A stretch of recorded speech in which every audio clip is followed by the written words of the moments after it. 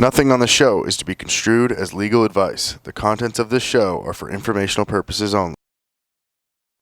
Hello, welcome to another episode of Know Your Rights, the Consumer Lawcast with me, your host, Abbas Kazerounian. We've got a post-pandemic, well, it's not post-pandemic, it's kind of like beginning of the end pandemic. We've got a special guest, returning guest actually, Ali Sadrarhami, the Director of Intake at KLG. Welcome back, Ali. Thanks for having me as always, Abbas. Always. So one of the things that Ali and I have been discussing, because obviously we work together, is during the pandemic and even now where we are, where people are still waiting for the vaccines and there's still spikes in certain states.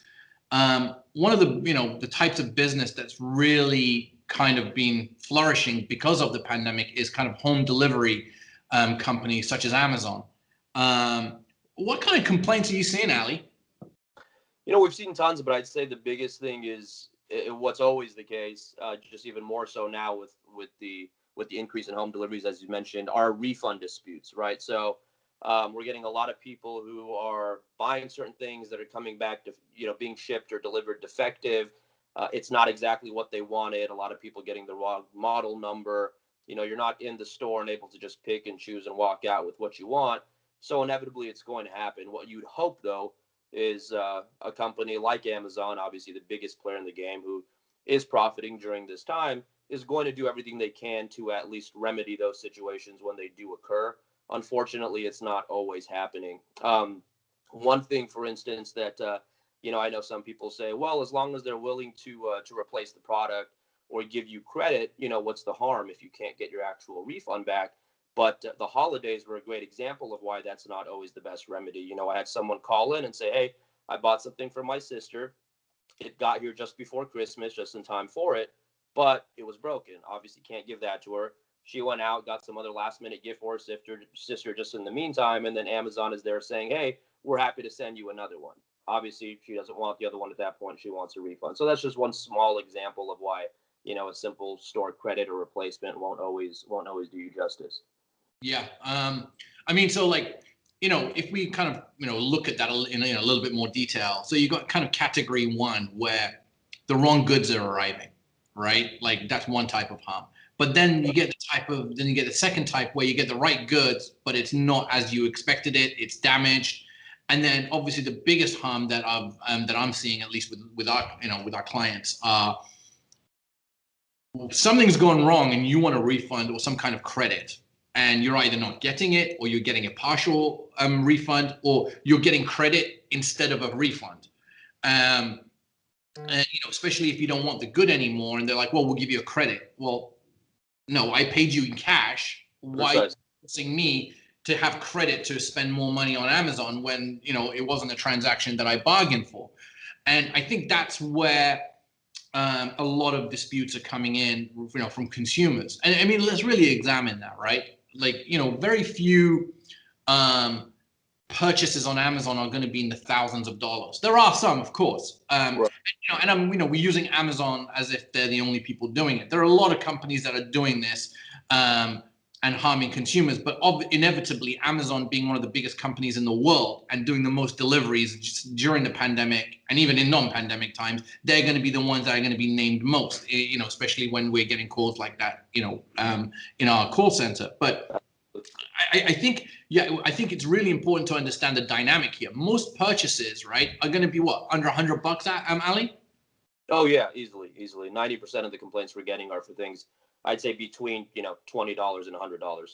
Right, and so at this point, the consumer is kind of put into a bit of a pickle. They're like, well, what am I going to do, arguing the toss over $5? Because I've ordered like phone chargers for like $3 on Amazon, right? If you have Amazon Prime, you get free delivery or whatever, and you get like 2-3 items for like a cumulative amount of $10. Or what do I do over $20? Even $25, even $100, or even $500, right?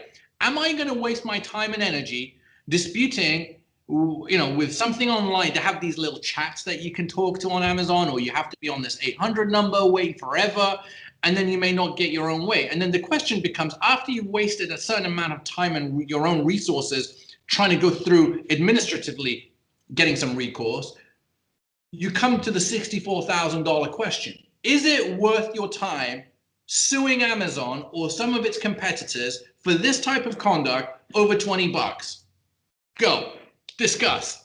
Yeah, and I think that's a huge part of it. I think a lot of these companies really bank on that. They bank on people going through that analysis in their head, and at the end of the day, say, okay, it was $15. I'm going to go call an attorney. I got things to do, and I think the majority of people who've called in and complained about this have told me, this isn't the first time it's happened, but I never thought that there was recourse, or at least recourse that was worth my time, until I saw, your ad or your podcast or whatever it may be.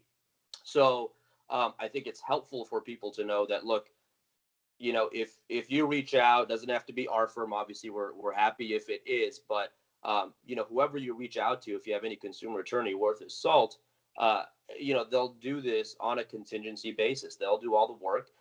They will advance the cost, of litigation for most things. And there's not. Let's back it up. Let's back it up. Okay, like you're saying, it's music to my ears. But most consumers, Ali, when they hear contingency, they think of personal injury, right? And they're like, usually, the attorneys get 30-40% of whatever they recover. So if soaking wet, my case is worth $20, you're going to go do all this work for a third of like $6, like $7. Is that what you're telling me? Absolutely. And well, the reason it's worth it is, we get our attorney fees in these cases directly from Amazon or whoever their competitors are. Right. So just a correction, we're not doing it for a third of your $20. We're going to get our money as attorneys independent of whatever you're in. It's completely independent. So look, whether it's $5, $20, $50, this is one of those problems that's going to perpetuate, and companies like that don't remedy the situation when they should are going to bank on people not standing up for their rights, knowing that, hey, if they're going to have to give a third of their money away to their attorney, well, guess what? That's not the case. We're going to go after the company directly for our attorney fees. The consumer has nothing to lose in that regard, other than potentially the gain of receiving their refund that they're deserved. And the big question that sort of arises, not just for the consumers but for attorneys like ourselves, when we first discuss these sorts of cases, is arbitration, right? This is a big thing that I think. Well, look, before you get there, that is a transition I want to get to. But I think we're overloading a lot of information here, and I think it's important to break it down. Please, yeah. So I think the biggest takeaway from what you just said, Ali, is that yes, there are attorneys out there that in most states, there are statutes that they can use. Like we're a multi-jurisdictional law firm. We have offices in 9 states, and we can use the statutes in the majority of these states to bring a case against these bad actors, to be able to get you your refund or whatever you've been harmed, and get paid from them independent, and you don't have to worry about paying attorneys to be able to be made whole. Now, the next question is, there's a lot of kind of pushback by consumers sometimes. They're like, really? You really want me to do this for $20 or $50 or $100? And the answer is yes. I mean, $1 is $1 in my mind, right? And if you're being wronged by $1 or $100 or $1,000, you should have recourse at law to be able to tell the to the wrongdoing party, hey, that's not fair. You have to pay me back. But what I also want consumers to understand is the bigger picture here, right? If everybody had that attitude, and that's what these big companies are hoping for, right? They're like, I'm not going to waste time to basically spin up a case over $20. But imagine if there is how many millions of transactions a company like Amazon does in a month or in a quarter, right? And again, I'm not saying Amazon does this, just so that we're fully clear. But I can imagine that there is a lot of disputes within the Amazon intake, like the call center and customer services department. Imagine, hypothetical, I'm not saying it's fact because I don't know, but hypothetical, right? If a big company, you can use your imagination as to what company that could be, for example, has disputes over $5, right? $5 on against a million people. And we know that a company like Amazon has hundreds of millions of clients worldwide, hundreds of millions. But if they say, you know what, every month we can take $5 that people are not going to dispute, and we just take it from them because we know they're not going to fight us, that's $5 million a month, which is $60 million a year that they're additionally putting in their pockets at the expense of consumers like yourselves. And I imagine that real number is exponentially higher than that. I agree. I completely agree. You know, not to say that everybody who has any sort of dispute, you know, is obligated to go out and do something like this for the greater good. But if you are sitting there thinking, hey, you know what, is it really worth it? I would say absolutely, because it doesn't just help you, it helps out consumers nationwide, worldwide, really.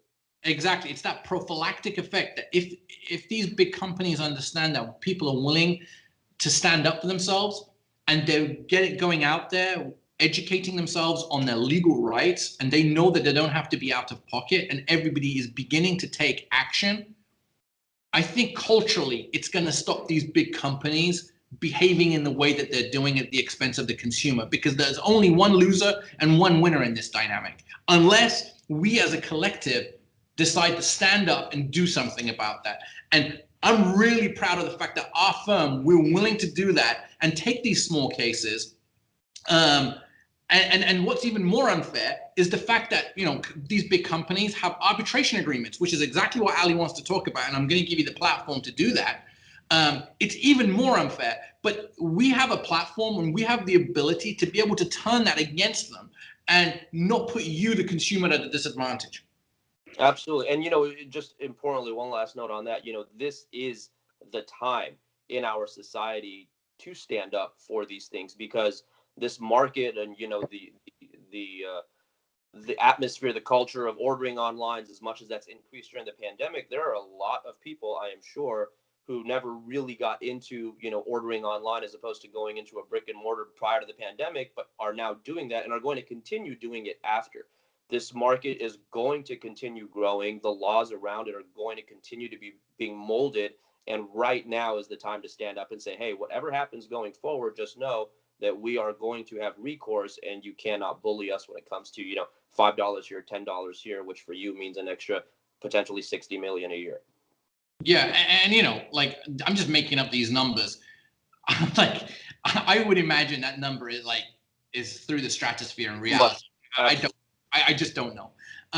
But let's go back to what you the next point that you wanted to bring about, Ali, which is the fact that most of these larger companies have an arbitration agreement. So if I want to dispute against one of these big companies, I am legally contracted to going to an arbitration forum rather than a court of law. Can you expand on that a little bit? Absolutely. You know, so arbitration is something that you know, all consumer attorneys are dealing with in one way or another. You know, our firm, I'm proud of the fact that we're able to beat these arbitration clauses a lot of times when necessary and when it's going to provide, you know, a more sort of just outcome. There is certainly a consensus that in arbitration, you know, you tend to get maybe a lesser amount than you might be awarded, you know, in front of a judge or in front of a jury, but there is something beneficial to it. And if they're going to force you to be in it, we're going to find a way to turn that against them. And what a lot of people don't realize is arbitration can be a great tool, especially in cases like this that you don't want to last forever, that you don't want to spend significant costs in order to try. In every state, there are various laws, obviously, you know, that control arbitration proceedings. There's federal laws that control these arbitration proceedings. But the important thing to remember is that it's the business that's going to have to advance the big costs when it comes to arbitration. That's regardless of who the arbitrator is, which company it is you're dealing with. Please. I just want to give one clarifying point. What Ali's saying is 100% true within the realm of consumer transactions. So right. when it's consumer versus business, the arbitration forums these businesses use are conducted under the consumer rules of arbitration, okay?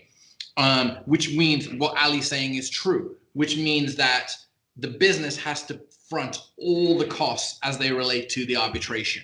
and the consumer only has an initial filing fee, which is around $200-300 depending where you are. But outside of that, all the arbitrator fees, and all the other expenses associated with arbitration is paid by the business. However, if for whatever reason you have a different type of transaction or contract with these big businesses and it's deemed a commercial transaction, then those arbitrations are generally split, depending on the contract, but generally split. So if you have a business transaction with one of these big companies, this does not apply. But this is a consumer show, and we are talking about consumer transactions, and the vast majority of transactions on platforms like Amazon happen to be consumer transactions. But it's important to drop that footnote and have that discussion so that there's no confusion here. Carry on, Ali. I apologize to interrupt. Absolutely. No, please. And again, yeah, this is for the average consumer out there, which is the vast majority of people, tuning in to view this and listen in. And I think there's just sort of this stigma with arbitration, and rightfully so, but there's sort of I'd say a misconception in the majority of people's minds where, oh, well, I agreed to this arbitration provision, so I guess now it's definitely not worth reaching out to an attorney or or maybe that means I have to do this on my own. You don't. Just like any consumer case without an arbitration provision, even the ones that have one, we over here at this firm and plenty of other consumer firms out there are happy to take that case. The only difference is where we're fighting for your rights rather than, the superior court of your county. We're going to go to an arbitration forum, but we can still do exactly the same thing, still get our attorney fees directly from the defendant, and try to make you whole. And usually one benefit of this is it is usually quicker. Things in arbitration disputes tend to resolve a little quicker than usual, which our consumers also tend to enjoy, considering the amounts that each individual consumer is dealing with, like you said, is generally somewhere around $100, and you're not talking about, multi-million or multi-thousands of dollars. Yeah, and the thing is when you hire a lawyer to do this, it actually helps facilitate a resolution a lot quicker. Not always, but most of the time, because think about it, right? Imagine that you're a consumer with a $50-100 dispute. Then the lawyer writes a letter to the company and concurrently files the arbitration proceeding in front of the relevant arbitration forum. At that juncture, the business has to make a business decision.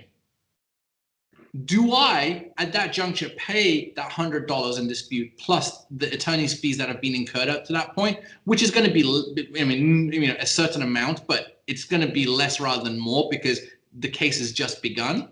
Or I have to hire my own lawyers, and then I have to pay something between $3,000 to $6,000, depending on the arbitration forum, just to get the case started.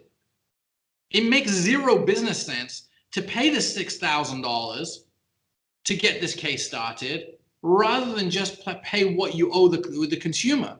And so, unless the